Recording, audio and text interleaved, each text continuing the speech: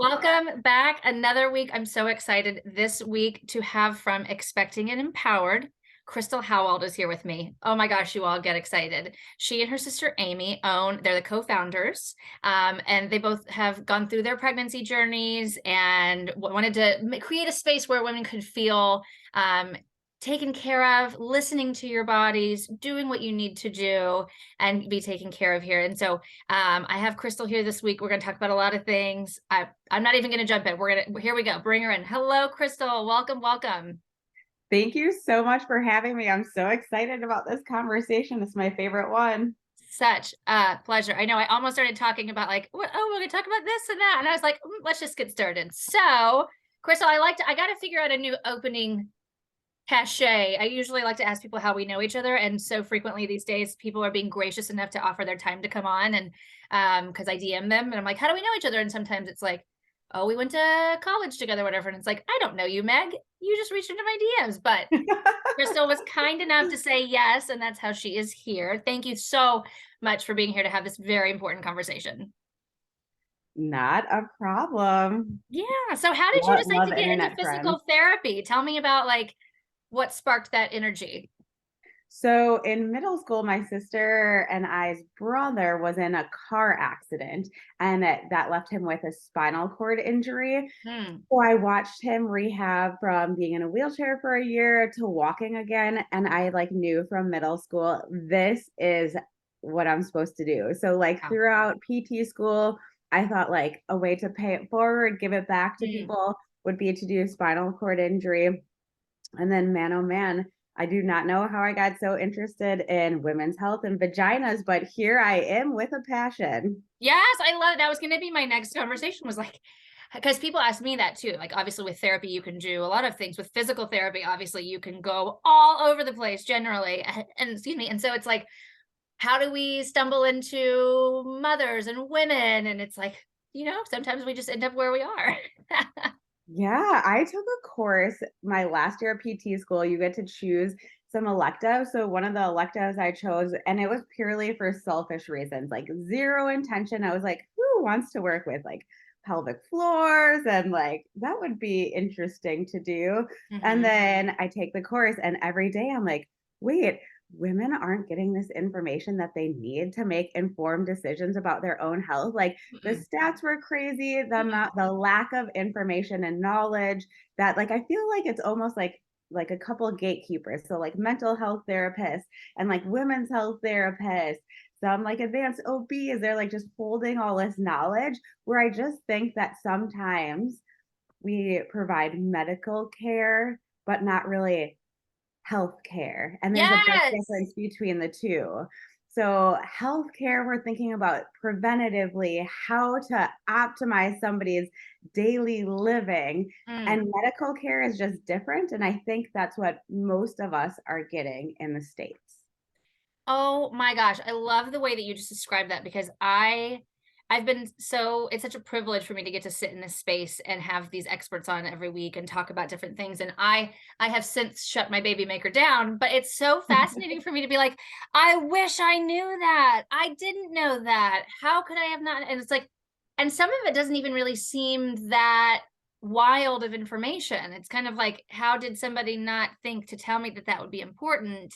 And it's so interesting. Yeah, like medical care, like how do we make sure you don't die versus healthcare, which is like optimizing, looking at Yes. what's the best way that we can go about this. I think people would struggle a lot less. They would be like more confident about themselves a lot more if they had the information. But unfortunately, there's just like a really large bridge to gap between that. So hopefully today we'll do some gapping. I love it. Do some gapping. Absolutely. So I'm just going to jump straight on into it. Here we go. Let's talk about sex. Let's talk about postpartum sex. You have so many amazing posts, and I've been looking forward to this since we met. I guess it was probably over a month ago to talk about this. And you just keep posting these amazing things. I don't even know where to begin with like women are terrified sometimes of postpartum sex or the idea of what am I supposed to do? How do I get to a place where I feel comfortable? How do I physically do it? what do those conversations look like for you when you have people coming into your space? Because I have had people who are clients have that, or friends even, have that conversation with me of like, oh, that 6-week mark is coming up and I know my partner's going to want to get into it. And I just dread it. And then nobody Yeah. wants to be there, right? Yes. So definitely as a women's health therapist, that's one of the things that we cover, but there's also things during pregnancy and in that postpartum period Yes. that can make it for an easier slip, if you know what I mean. Yes. So most people though, like just so that you feel normalized, most people are having pain at that initial period where we're reintroducing intercourse. So Hmm. 50 to 60% of women have pain if they attempt intercourse at 6 to 7 weeks. But then the problem with that is the amount of people that continue to have pain. So Hmm. 33% of us will continue to have pain 3 months later. And then 15% of us still have pain at 6 months after Wow. delivery.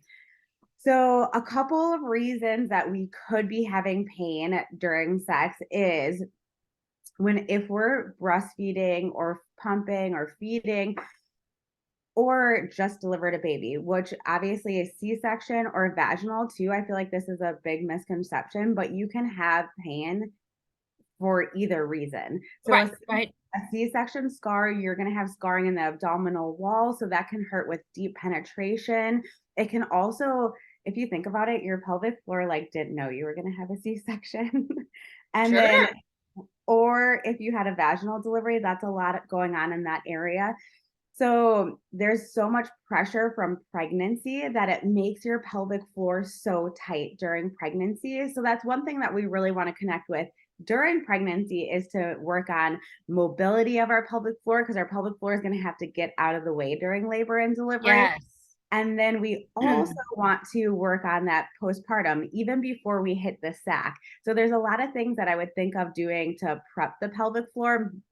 So before we go into those, let's just go over the couple other reasons why you'd have pain during intercourse, which Hmm. is scar tissue pain. So if you tore or had an episiotomy, which often people do, there is scar tissue developed there. So as we're re-entering intercourse, the tissue has to be able to stretch and be pliable, and scar tissue is just not that pliable unless we work on it. And then Hmm. that last reason, like I kind of alluded to before, is just having tight pelvic floor muscles or trauma in this area. So anything that can happen to the tailbone, or let's say your baby got stuck in one position and they kind of stalled during labor and delivery and keep bumping into like one side of your pelvis. So Hmm. there can be a lot going on before we even jump back into the sac. So one of the things that I'm like everybody's favorite postpartum best friend because I give the weirdest gifts. I'm like, Yeah. here's a dilator or a finger, here's Yeah. some lubrication. And actually, just like even in the shower, as simple as being in the shower, sticking your finger up into its second knuckle, and you can stretch out the back of your pelvic floor or where you feel the scar. This is also really great too. Like, I love to give DIY tips because I know people are so busy that they don't take the time, which they should, but they don't take the time to go Yes. in and see a women's health physical therapist. And I also realize too that seeing good people can be quite costly sometimes. Hmm. So I love to give the DIY tips, but also love to say, like, obviously, the best thing is if you go and see a women's health physical therapist to kind of target what you have going Hmm. on. But if you don't, I just working on it yourself. So in the shower, in the bathtub, you lay in a reclined position. And if you're thinking about your pelvic floor, so 12 is up towards the clitoris, 6 is down towards the butthole. I'm Hmm. inserting my finger into the vagina and pressing down towards 6, and I hold that. And then I breathe into that area to kind of let it go and let the tissues expand. Then I can come towards 5 and 7, and I'm just holding that tissue. I could also do it with a dilator if I'm not comfortable doing it with my finger. And there's Hmm. also some great external ways to do that, such as like breathing in a deep squat position. But you guys, we're just like trying to get the tissue as close to being ready for the event that we can. And this is a nice way to ease your body and your brain back into this idea of having sex. So it's more pleasurable, right? The goal always should be that we all climax, that everybody enjoys themselves. And Right. sometimes that initial postpartum pain Mm. doesn't make for a great recipe for that. It too distracted. I'm focusing on this. I'm focusing on just the discomfort of what has happened to my body, and it's like I'm happy to be here, but also like I'm preoccupied. And yeah, absolutely, yeah. And that's such an interesting thing too, because also not. And I had a C-section, so that's a different situation. But like, I've not heard any of my girlfriends talk about this. I've not heard anybody say, this is where you should be doing to help stretch that out. And that's such an, I don't want to say easy. Everyone's level of comfortability with their own body is different, but that is something that can absolutely be done in the shower. So that's Yeah. a piece And of I love information you're missing out. And I love the idea of just stacking it onto something you're already doing, right? So I know Mhm. showering, like even in those newborn days, you don't get much time to yourself, but it literally would Yeah. take like 3 minutes. And if you did it the couple times right before, like starting around weeks, like I would wait till week 6 though. So week 6, 7, starting to do it, and then taking like 2 or 3 times a week where you're showering and then actually inserting your fingers, stretching that tissue out. So it doesn't have to be like a big event. Hmm. Yeah, absolutely. Gosh, I love that. Yeah. And so what are some things that you've noticed people aren't aware of in helping them get that pelvic floor out of the way during pregnancy? So like, what are some things that we can do while we're pregnant that help set us up for success in that area? Yes. So lots of big things, but we always think of areas as like kind of a scapegoats. Even when we learned in PT school, you learn about people's shoulders and then you learn about their back, but our body is so much more complex than that. And Mm, it really works together. So if you yes. think during pregnancy, as your boobs start to get bigger and the belly starts to expand, people kind of like get in this like hunched position and their back's more, their upper back is more rounded. It is so key to keep this area moving Like I already set up just because now as you said that. yeah. I think your posture is pretty good. I like one of Amy's like things about me is she'll be like, dude, you cannot comment on everybody's body, but I like comment from a nice place and like a PT brain. Like our dad is a mason and he'll be like, look at those grout lines. That's so disgusting. People didn't take their time. But so I don't know if it's like him saying that over my whole lifetime, but Sure. and I will ask. I don't just like randomly comment on people's body, but nothing was like red flagging me about your body. It just so you Hey. know, it will be in my head. Yeah. So there was no It's red hard flag, to but turn it good off. job. It's hard to turn it off sometimes. Sorry, I Good did job. cut you off, but yeah. So you were saying about like posture and the breasts and the arching of the back and what that looks like. Yeah, so really keeping great mobility through that area can be as simple as like when you wake up in the morning, laying on your side and just opening up your chest so that you're stretching that area out. And then we like love to show off our bump during pregnancy. I can remember when I went from like the awkward, like I ate too many cheeseburger phases where you like wanted to like kind of push your bump out. Uh-huh. But when we push our bumps out and our baby is not over our pelvis, we lose the automation of our pistoning system. So what I mean by that is our diaphragm connects with our pelvic floor and those move up and down together. So as I inhale, my pelvic floor should relax. As I exhale, my pelvic floor should contract and the air should come out of my mouth. So we want to keep that as intact during pregnancy as you can. So this is too where like the athlete in me is like, I can do anything. Like I should be Yeah. able to like do whatever exercise I want. The smart PT side is like we really want to be doing really specific things during pregnancy because it's going to affect whether we have diastasis recti, pelvic floor issues, and all these other things. So that is one of them, just keeping our bumps above us and then really trying to connect that breath all the way down to baby and then to the pelvic floor. So thinking about relaxing the pelvic floor, pulling it back up. And again, these are simple things that we can do, especially like when we're stressed, we'll tend to breathe in our chest, but thinking about breathing down the spine all the way to the pelvic floor, letting that area relax so that we can best support our body during pregnancy so that we have the best possible recovery. That's amazing. I didn't even think about that. And I also did insofar as, so I didn't really think about Of course, yeah, when we're like, because I remember one of my very first friends who got pregnant, I was like, "Send me a bump," and she was like, "I just look like I had a very large burrito." I was like, "Oh, yeah, of course, obviously, baby doesn't just, like, form overnight." And so, yeah, we do sometimes we'll be like, "Oh, I just want that for the cute picture," or whatever, and then realizing that we're throwing off our natural alignment by Yeah. putting our body in a space that's not where it needs to be.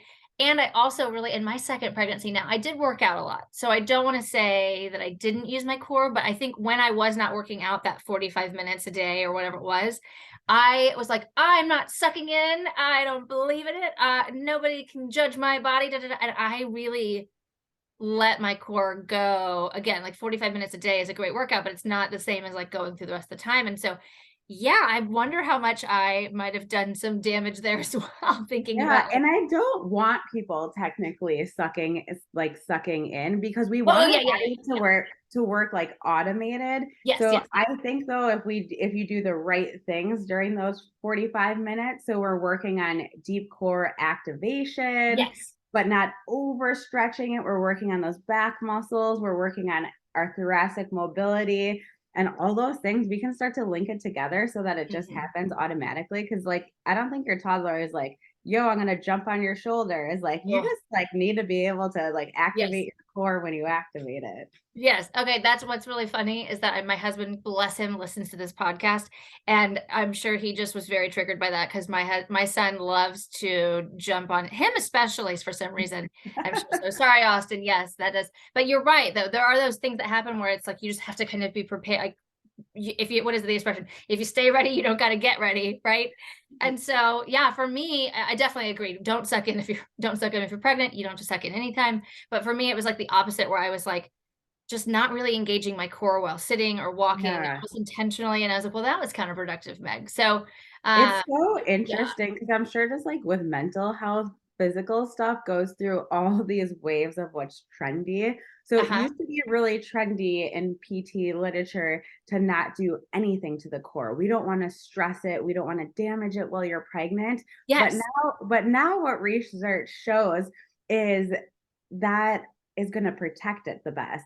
And I'm Yes. not talking about doing like crazy things. So there are some things that I would say are like kind of like off limits when you see Mhm, like mhm. coding, doming, like Russian twists, like Sure. really dynamic things. But it's Mhm. really interesting because now we're coming the exact opposite way. And it's like to fix diastasis recti, to like during pregnancy, we want to like strengthen, strengthen, strengthen. Yes, absolutely. And I love that on your Instagram account, you have a whole DR section where you talk about, like, you have your specific reels that go through and talk about that, because I don't think a lot of people are educated on that either. And they're not aware of like what can cause that, how to help prevent it, how to work on it when it's going on. I've definitely had a couple of friends who've had that as well, and it's been quite the journey for them.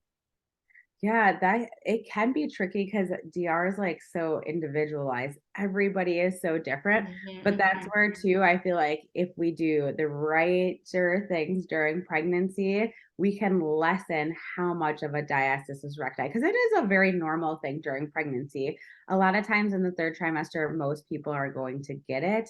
But then how do we make sure that it spontaneously resolves Right. postpartum? And I think the biggest thing too, and it sounds so stupid because when I was like a fresh PT, I was like, dang, if you guys talk about breath work one more time, I'm going to lose my mind. But now that I'm like a wise old PT, I'm like, it all starts with breathing correct. So that's where you have to do those initial things postpartum, and it will really help propel you forward. Yeah. And I'm wondering, actually, I'm wondering if we've defined it at all, because I imagine there are some people listening who are like, I Oh, don't know what yeah. that is. So do you mind giving us just, and now we're kind of working backwards, just a brief overview of what it actually like officially is?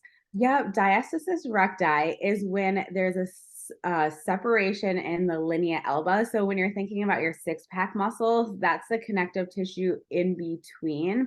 And a lot of moms won't even realize they have this. To them, it just looks like they have and I'm going to put this in quotes, like a mom belly or a mom pooch, like where they just can't get rid of that lower abdominal.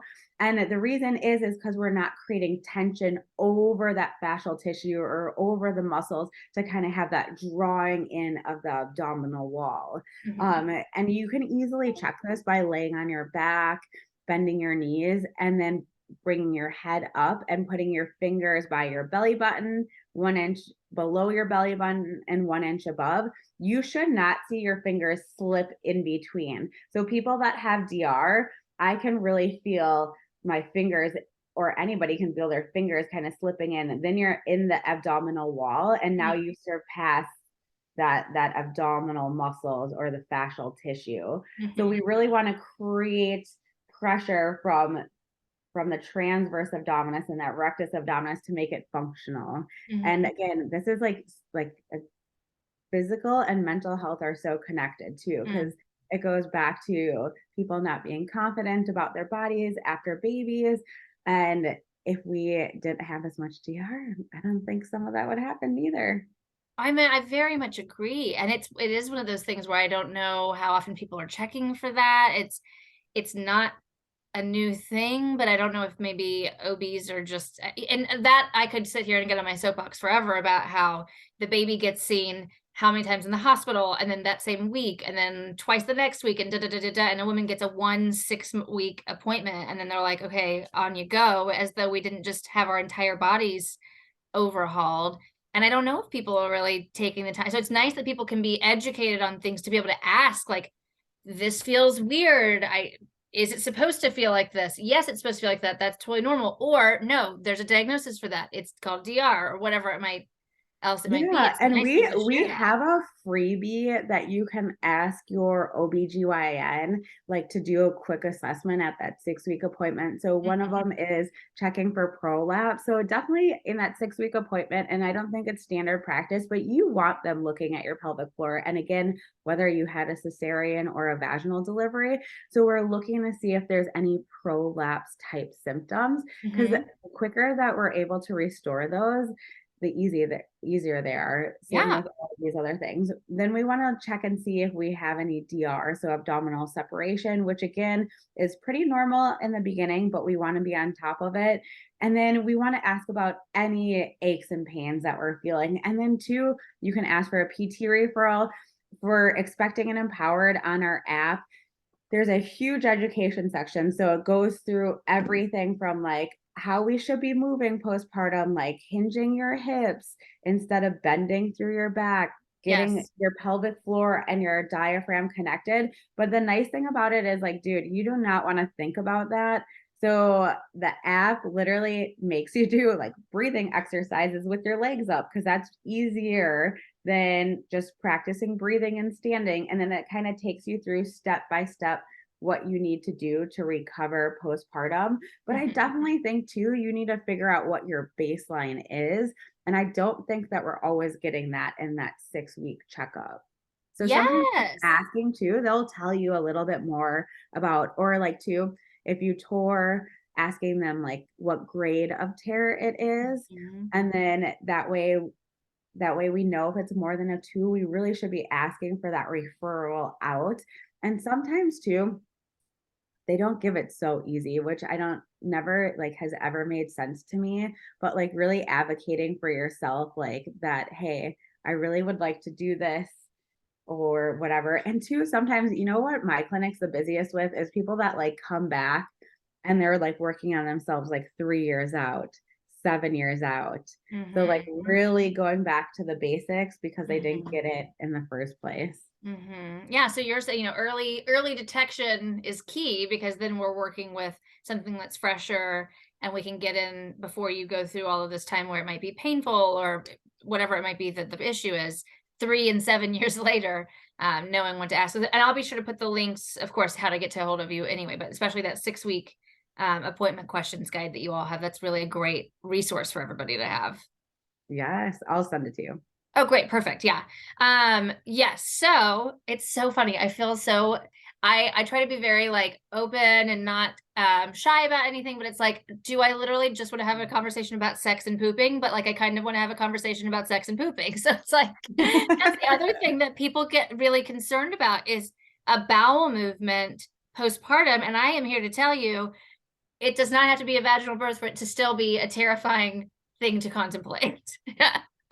Oh, yeah. It definitely, postpartum pooping is tricky, but I think too, just like how the event takes place, there's a lot of prep work that goes into that event. So really starting to stay hydrated, especially too, like if it was a C-section or something where they're driving Uh-huh. medication that's going to make you more constipated. So being Mhm. hydrated, the cleanest I've ever eaten in my life is like right before my birth and right after. And mine were planned C-sections too. So I like kind of knew Yeah, otherwise yeah, yeah. like really keeping it clean for a while. But like that's just so helpful because then we don't have all those inflammatory foods. And I Yes. really think of it kind of being like a science project. When I did work at Craig Hospital, that spinal cord injury hospital, I did this whole presentation about why we're not doing like proper nutrition because they Mm. obviously have like something super inflammatory going on and their spinal cord and brain are literally like at risk. So like let's support that. But it's the same thing for like a postpartum mom. And our brain postpartum when we're tired and have sleepless nights is not going to crave healthy foods. Our brain craves glucose because Yes. that's the quickest hit of sugar like that we can get our Mhm. body so that it feels like regulated again. So not saying that this is easy, but like meal prepping before and after, but then also like the postpartum poop itself, it's all about the setup. So once you actually have to do it, for a vaginal delivery, it looks a little bit different than a cesarean section. So let's just quickly go through both. So, a vaginal delivery, I want to make sure that I am supporting my pelvic floor. So, what I do is either wrap tissue around my finger or like honestly anything like a plastic glove if you don't feel comfortable doing that, but I take my two fingers and then I'm going to put them over my vagina and like all the way towards the back of the butthole. So cuz your pelvic floor is going to go through an excursion downwards as we defecate. So we want to minimize that cuz we're wanting that area to stay restored. Yes. So we just take our fingers and we put that right in on the front side and we just push up a little bit so that it doesn't feel as comfortable. Then we're going Uh-huh. to want to make sure that we're on a squatty potty. So our knees are higher than our hips, which is so interesting because in other countries, the toilets aren't so high. So when we Yes. remodeled my house, I was like, dude, I am not taking that tall toilet in my house. You got to take that thing back because they put the wrong toilet in. But Yes. we really should have better alignment because then poop just slides out. So Yes. even if you have the tall toilet, we'll do the squatty potty because that brings our knees in a better angle, like we're Mhm. kind of meant to defecate. And Mhm. then we want to be breathing because it can be like really scary to defecate and it's painful.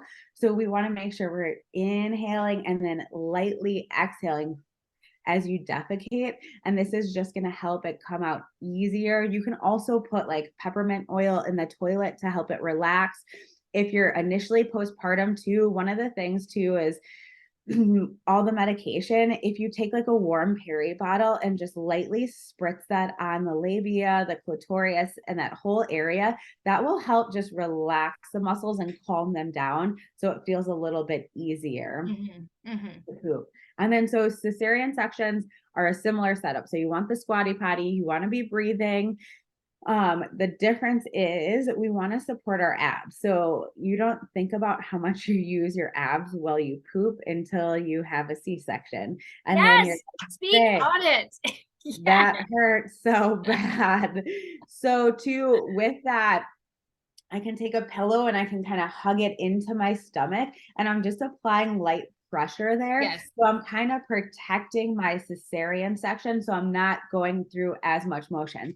We never want to put like pressure downwards, but I could also in the hospital if there's like a guardrail there, kind of press Uh-huh. my chest up lightly using my hands or even on the side of the toilet because Uh-huh. again that's going to create tension across my abdominal wall so it doesn't go through that like when I like have an excursion or like draw it into poop, it doesn't go through such a big range of motion. So you can kind of see on both things, we're just protecting the tissue and we're supporting it as we're defecating. I mean to tell you, why has nobody ever had this conversation with me before? And again, I've never had a vaginal birth, but when you were telling me that, I was like, it just makes so much sense. Like, of course, that all so if you can just support it while you're doing it, while you're pooping, it won't be as painful. And then of course, I gotta tell you, when they put that binder on me the first time, right after I had my C-section, I was like, it just felt like my body was being held together, and it was really helpful for me. And the idea, what you were saying about like holding a pillow up for that would have been so meaningful, because yeah, I just remember, especially even peeing for me when I could feel my bladder. I'm not sure if this is correct. I am not a medical professional, but I felt like my bladder was shrinking and my organs were just like collapsing onto where it used to be. Like when I Okay, was doing that the is such bathroom. a great innate sense, because when your uterus is like coming back, your uterus Yes. gets so big. So here's my bladder, and then here's the uterus, and the uterus Uh-huh. expands and takes over the whole pelvis. Really, that's Yes. why you have like difficulty at the end of pregnancy pooping, because we're Yes. back on the rectum now. So Yes. as that uterus shrinks, my organs are changing their position. Yes. But then too, if we have like kind of had that rounded back position, that puts so much pressure on my bladder in the front. Yes. So then too, some of it is just getting some nice pelvic mobility back through there, so that our reproductive organs can create, because they do so much more than pee, reproduce, and defecate. They also create a lot of stability in our pelvis. And that's where you can kind of feel like you're like almost like Bambi on ice initially postpartum. Like you can't Yes. connect with everything because it's not in the right place yet, or our brain's not using it. And I wish it was as easy as like hitting the control alt delete button on a computer, but it really is not. Sometimes our brains get so into these, and I'm not going to call them bad patterns, but like less Yeah. optimal patterns. Yes. We just really just need a reset of like better patterns for our body. And this includes our organs too. Like a lot of times in the clinic, we work on people's visceral systems to make sure that their pelvis, like if somebody has an achy hip, it could totally be like a jammed up cecum in like and their rectum. Like Uh-huh. so these things like correlate so much. And I don't think we even fully understand that now. I mean, I will not go off on too much of a tangent on that, but I do remember some of my best. I don't get a massage very often, but I love them when I do. And I had some bursitis in my like shoulder blade. It's a whole thing. But the person was actually massaging my armpit because that was where it was connected, and I could feel it where the pain was. And I thought, I mean, the body is a miracle. It's like this is connected to that, is connected to that. But if you're not focusing on just where the pain is and you realize where it stems from, then you can actually appropriately treat it versus just treating the symptom and get out of that maladaptive behavior that you're doing that's causing over here to hurt. And it's just truly genuinely fascinating to me, and well outside of my scope of practice. I just want to be clear, but And so fascinating. then that even to bring into your scope of practice though, like shoulder range of motion can be created by our liver, which is right there, that has like 700 processes. But then too, our liver is the filter. So Yes. sometimes if we don't know how to filter our own thoughts and emotions, like to kind of go into like that mental health space, Mm-hmm. sometimes that area can get jammed up from these things. So that's where I was saying like mental and physical health so correlated. Because in the clinic, I'll be working on somebody and I'll be like, listen, your hips are so out of balance. Your right hip is so tight. All you do is work all the time. The other hip emotionally is for play and leisure, which is our left hip. But like right hip dominance, you can always tell like the people that like are type A cannot relax, da da da da da. So too, balancing ourselves Fascinating. emotionally during pregnancy and postpartum can really help too to hit that control alt delete button. That's hilarious because I am incredibly type A, and my hips are both terrible, but especially my right hip is less flexible than my left, and that tracks. There you go. Here I am, case study number one. Yes, case study number one. It's like funny because I don't obviously dabble in your sector, but I'll like bring something up and then I'm always referring out and they'll be like, how did you know that? And I'm like, well, this is where you store energy in our body. And study after study keeps showing us too, like whenever we've had something go on or like traumas, our brain is just wired a little bit differently. So the body really doesn't forget of old injuries that you had like in high school, like a water ski Yes. injury or something you did in like field hockey or whatever. So So interesting. That's so fun. Do you have any books or articles or anything that you like to refer people to look at when they talk about like the body hanging on to that or like recognizing where we store things? Um, Sorry, I so didn't ask her to I prep for love, this. yeah, this is like a side note. I love Energy Anatomy. That's by Carolyn Myers. And Mhm. she's been like on Oprah and stuff, and she talks about where the body is stored energy. When you're talking about actual studies from that, the body keeps score, but I find that book quite depressing because they talk about how different, like how hard it is to change your body once you've kind of adapted one way. And I actually don't think it's as hard as the book makes it, like, Okay. but that there's a lot of good studies in that. But I Mhm. feel like maybe the presentation of the information could be a different, but it's Perhaps could be more fascinating. optimistic. Yes, yes. Fair enough, fair enough. Well, I appreciate that, yeah, because I have The Body Keeps Score, but I haven't heard, The Energy Anatomy, so I'll have to Oh my look at God, Energy Anatomy is so good. I could listen to that like 12 times and take like 100 different things away from it. I love it, I love it.